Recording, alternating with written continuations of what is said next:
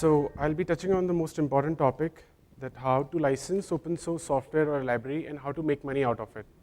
Okay, so this is the standard bookish definition. So a thumb rule that I can say to everyone is that any source code which is open to the public is open source. So if the source code is not available to the public, it's not open source. So if you're giving out your software for free and the source code is not available to the public, then it's a freeware. It's not an open source software. So there are certain guidelines that comes up that what qualifies a FSF or OSI approved open source. So they have certain guidelines. A few of the basic rules that are that the open source code should be given to the user to run it. He should be able to study it. He should be able to modify it, and he should be able to modify he should be shared the modified or the unmodified part. So if these four permissions are given by the author to any user, then it's FSF OSI approved open source software. So there are three aspects of open source software: what, how, and why. So first we'll start with what. So a source code which is shared within a community is open source software, and open source software follows a decentralized development approach. So the development does not happen at one center. It will be developing throughout on a global scale. Everyone would be developing it.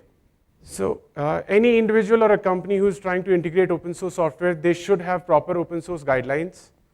They should have a team dedicated to comply with the license obligation, a team who is well proficient in reading all the open source licenses, which are all tricky.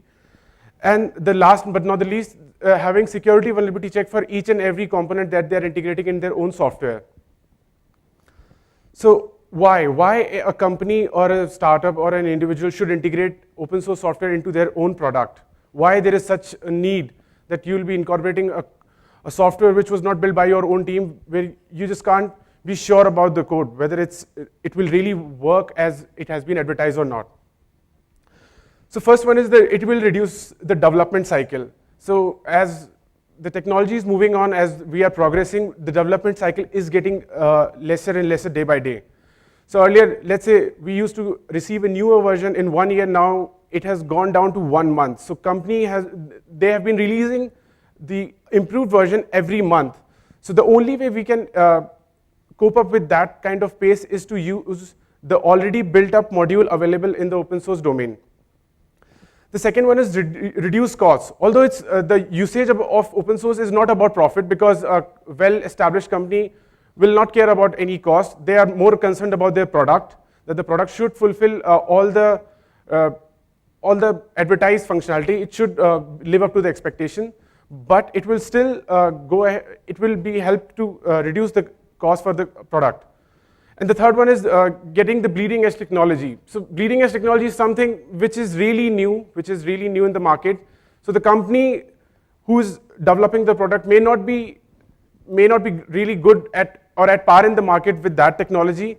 The developers will not be at par with that technology, but they can use the built-up module and they can integrate with their own software. So according to the golden circle, the vision should be why we are doing it. And then we should build a strategy around it, and then we should develop a product around it. So if we are developing a product by keeping the why of open source and developing our strategy, that all the guidelines and the basic team, and then going through to develop the product, then it will create a foolproof open source product, open source included product. So how can we license open source software? Open source software can be licensed into three ways. You can put it down into a public domain, where you do not need to put it down under any license. You'll just put it in the public domain, and you'll say that it is for the public, for the welfare of the developers. But there are few downsides to this, that there will be no warranty clause present in that, although unlicensed has a warranty clause.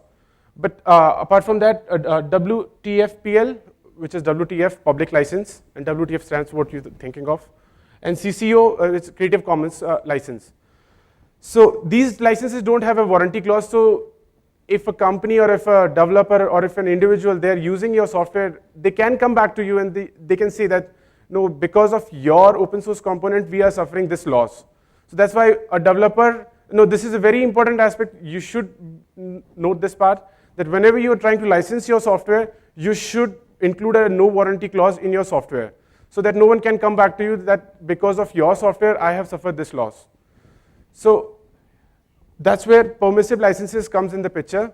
These are the licenses which are really permissive in the, they don't put much restriction on the user or on the companies, and they're very friendly for the developers also, and they're very friendly for the author also. So if an author is putting his own contribution through MIT license, then MIT license has an explicit clause where it says you cannot just go against the author and ask him that we have suffered this loss. You cannot blame the author for any loss that you are suffering, and there is no warranty that will be coming for with this software. Also, there is if your software or if your contribution has a patent, a registered patent, then I'll suggest you to go out for the Apache license, because it has an explicit patent clause which grants any patent rights to be given to the user who will be using that software. So why it's important is that if you have a software, if you have open source software and you have a well-working algorithm, a patented algorithm, and you're using MIT, then you're not giving the rights, the patented rights to the user. So the user will be worried about that he's using a patented algorithm and he has no rights to use that algorithm. So in such a way, it will inhibit him to use your open source software, and he'll go with some other open source software. So this is where an Apache license will really help you to license out all the technology and all the algorithm that you have created to open source domain. And the last is the restrictive license. So if you want to monetize, so the permissive license and the public domain licenses will not help you to monetize. If you want to earn money from your open source software, you must go to the restrictive licenses. So in a restrictive license, an author can actually put multiple restrictions, and if an individual or if a company wants to use that software without that restrictions, they need to come back to the author and ask for another copy licensed in a permissive way or in a commercial license. So this is where the catch is. You'll be shipping out your open source software into the public domain. There will be multiple users, individuals. They'll be using it. Day by day, it will grow up, and soon, when the corporates will look at it, they'll be needing a software which comes with very fewer restrictions or almost at no restrictions, and that's where the developer or the author can earn money by giving out a commercial license to the user. So few of the restrictive licenses are GPL, AGPL, LGPL. So the GPL word stands for General Public License, and the other are Lesser General Public License and FRO General Public License. So they come with different restrictions covering from that the user needs to give out his own proprietary code into the public domain if he is incorporating a GPL licensed component into their own product. So I'll just briefly explain about all these licenses. So LGPL license is Lesser General Public License, which was created for the benefit of users so that they can incorporate libraries into their own proprietary product without sharing the source code. But the catch is they need to dynamically link a LGPL licensed component. And in case of a GPL, they can only link if it's in a cloud, or they are linking it through a CLI mode, which is command line interface. So if the user is not invoking it through command line interface or it's not in a cloud, then they must share their own source code into the public domain. And the third one is AGPL. So AGPL, when the founders of FSF and OSI, the Free Software Foundation open source, they got to know that people are taking advantage of GPL. They included a clause which says if the software is communicated over the network, then also the virality clause will be applicable. So if you are putting your open source component under AGPL, it is the most restrictive license, and the chances of someone taking advantage of your open source component will be really less. So if you're planning in the future to monetize your software, I will suggest that you go for AGPL from the beginning, because one mistake that developers do is that during the initial time when they are actually developing their code, they put it under MIT license, and for the later version, they start using AGPL. But any organization who wants to use software which is available in open source domain, and they can see that there are two versions available. So remember, you have already licensed one version in MIT and the another version in AGPL. So you cannot relicense the copy which is already with the user. So that's where they'll not be going for AGPL, they'll just go for the MIT, and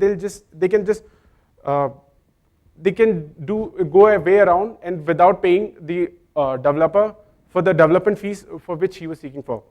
If you are planning to monetize your software, from the day one, you should put all the code under AGPL. Sorry, can you be louder? So license is basically a contract between you and the user. So you can on your own, you can go for infringement, you can file an infringement suit. You can say into the court of law that this was the license, these were the terms on which we agreed on. So the user was supposed to release his own proprietary code. So let's say if it's a big tech giant X company who's earning billions of dollars, so they'll never release their own proprietary source code.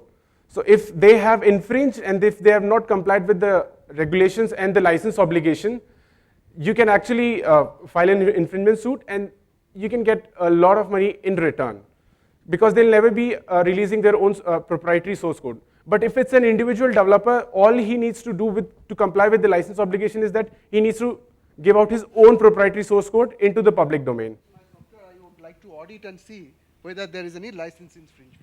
Yes, of course, because so the user and the author have agreed on some terms. And if the user is not fulfilling those terms, he can go back to the user and ask that you need to share your own proprietary source code. Yeah. Yeah, of course, the author has authority. Authority to audit your environment and see whether you are complying the license. Yes. The moment user starts using the component, that's when from the contract begins. And from there on, the user can enforce that particular contract under which he has open sourced out his contribution. So initially, I put my source code on the repository through MIT. Okay. Because that's the default first one comes. Okay. Now the next version, okay, I made some code changes and I did AGPL, as okay. you told, right? So like you said, right, we should start with AGPL. So how does it matter? Like if I started with MIT license, then I improved the source code, now I converted the license to AGPL. So what happens then? So what happens is that once you have already put down, so let's say your code is of 100 lines. For simplicity, we'll take that.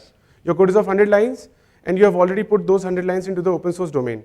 Now the version 2 will be of 120 lines. There will be minor changes, not some major drastic changes. So if a company X who wants to use that particular functionality, and they have two options, either to pay you for the AGPL version or just to develop the 20 lines for the MIT version. So you can easily guess which version they'll go for, because they'll avoid paying to the author at any cost.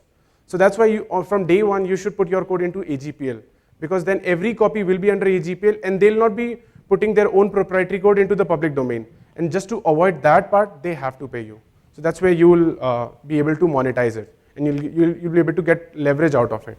I think that was very helpful for me, because mostly by default, if you open GitHub and you do yes, it, so the first one people would see, okay, Apache license. You don't, sometimes people don't think, they just give Apache a license, but this definitely helps. So yeah, putting the code under a restrictive license has a lot of disadvantages, but at the same time, if you're planning in the long run to earn from it, to monetize it, then you should go from AGPL from day one. What is the restriction? So one of the restriction is that if you're statically or dynamically linking the software to your own proprietary code, then the proprietary code must go out into the public domain. That's the most important one, because of which this is the most restrictive license. And the difference between AGPL and GPL is that AGPL will be having an over the network clause. So the over the network clause is that if the conveying is happening over the network. So one thing which the founders of OSI missed is that they said that if the software is conveyed through some medium, but internet was not covered in that. So what companies started doing is that they started putting up all the open source components into cloud. So while the software is in cloud, it's not conveying the software as such, but they are actually using the open source component, a GPL version, without sharing their own proprietary code. So that's why they came up with AGPL. which is FRO General Public License, to cover all to give out all the restriction over the network. Okay, so now you have decided that you have a product, you want to open source it, and you want to monetize it. Now, how you should proceed ahead with it? So, one of the basic pillar of it is that you should never call it as a product. The moment you will start calling it as a product, people will think that it's a finished product. It's we don't have, we'll not be contributing anything to it. There is no need to contribute it. But if you're calling it as a project, so something that Apache, Linux, everyone does, is that the moment you start calling as project, they'll become contributor. They'll want to contribute that, okay, I'll contribute something to it so that I'll be renowned and I'll be getting benefit out of it. I'll be getting all the praises because of my contribution. And it should be looked up as a community engineering collaboration. It should not be as an independent one-man show.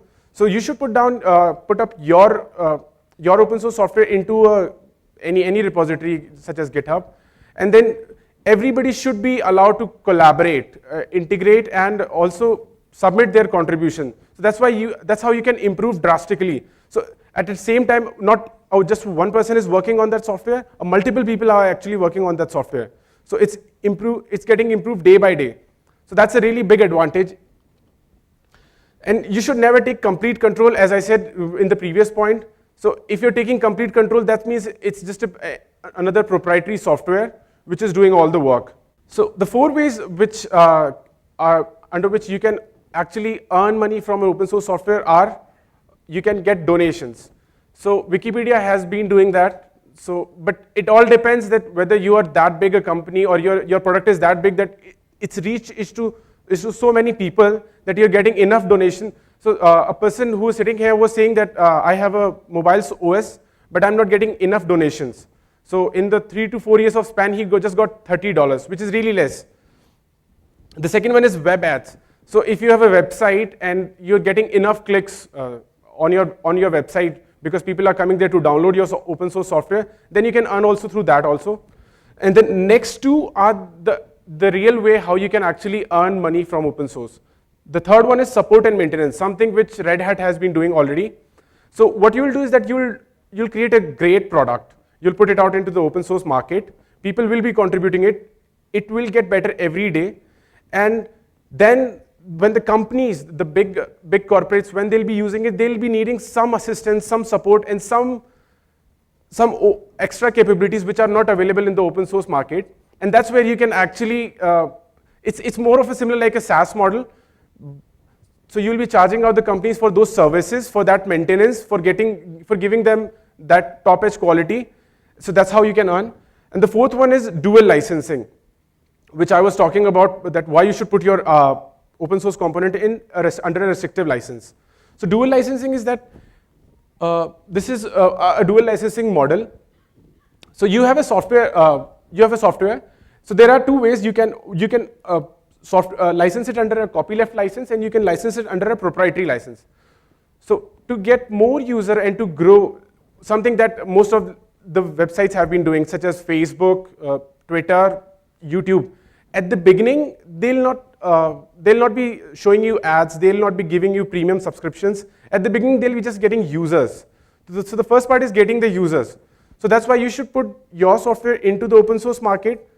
So when people know that it's for free, they'll be coming after it, because free is always accepted by everyone. So they'll be coming for it and they'll be taking it. So with the time, your product will grow. With the time, users will increase, people will contribute, it will get better and better every day. And that's when you'll start giving out proprietary or commercial licensed copies of your own software, where there are no restrictions. User can do whatever he wants to do with it. So so you can set a value for your commercial version, but depending upon who's buying actually, if it's an individual user or it's a company. But to get to that stage, you must use a copyleft license. A copyleft license is just opposite of copyright license, that you cannot copyright my source code. So when you're putting it under a copyleft license, is actually saying the opposite of that. No one can hold a copyright on this part. Although I am sharing it with you, you can share it onwards, you can share it to other people, they can share it to more forward, but no one can copyright it. only I have the copyright and no one else can. So that's a copyleft license. So LGPL, AGPL, GPL, they all fall under the copyleft licenses. So when from the day one you're putting your software under AGPL, people will be contributing. As you can see that there will be bug fixes, patch development, and they'll be good developers who will be developing, because development for them is a hobby. So they'll be improving your product for free of cost. And once the product is such a developed stage, you can actually charge the big clients and corporates for the finished product. Hi, session was very useful. Okay. My use case is there is already open source repository license under GPL v3 version. Okay. So I have developed my own on top of it. That code, I forked the repository and I have developed them on top of it, and that is a private. Okay. And we are using it for some other product. Okay. I'm using it as a product. Okay. So is that any obstacles in the future? Because of that, I'm not pushed to main repository. So I'm using it as. Is there any obligations from the author? So this is the catch. The copy on which you have started developing was already under GPL v3. Yes. And you cannot relicense it, because GPL v3 does not allow relicensing. Okay. So you cannot relicense. So that code which was available in GPL v3 will always remain in GPL v3.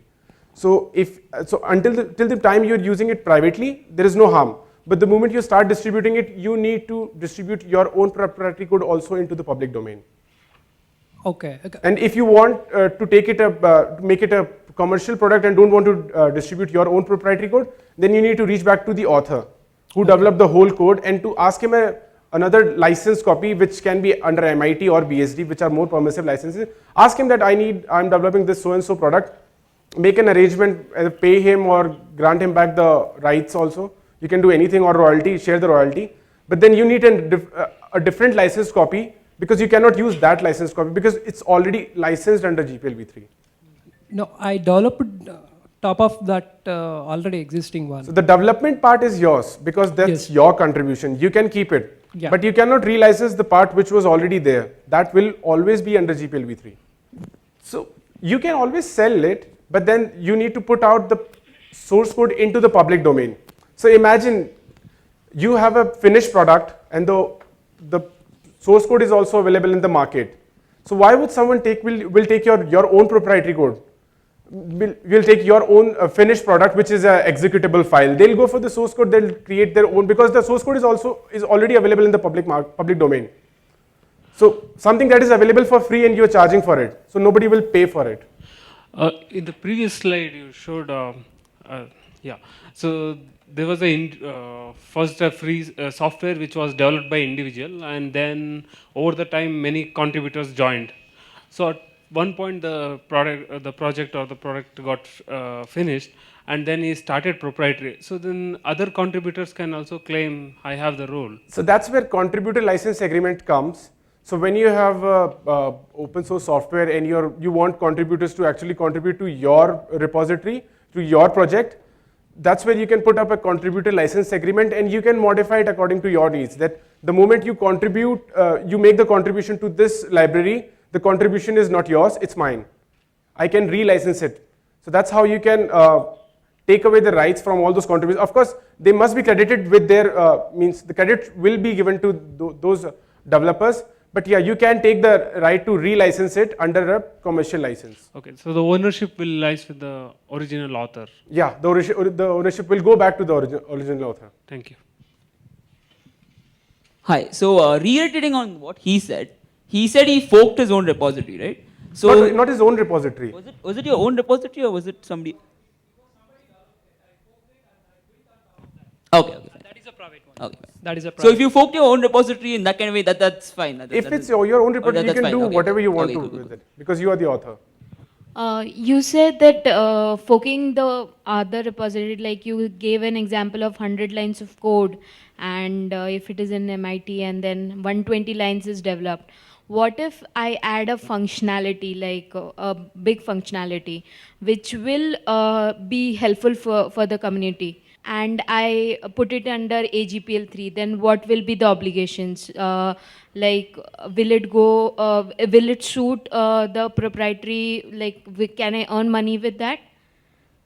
With you can never earn money with the AGP license. AGP license is the most restrictive license.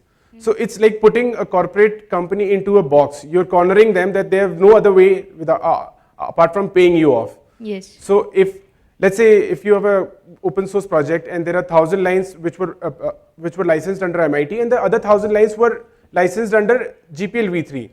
So for the GPL v3, they have to either develop it or they have to buy a commercial license from you. Yes. And for the other 1,000 lines which were already in MIT, they don't have to worry about it. They can actually import it into their project and use it. Okay, but then if I add a functionality, for example, a different functionality altogether, okay, and I initially put the 100 lines of code, and on top of it I put more 500 lines of code, for example, and I put that the whole entire thing now under AGPL3, and I say a alternative license as a commercial license.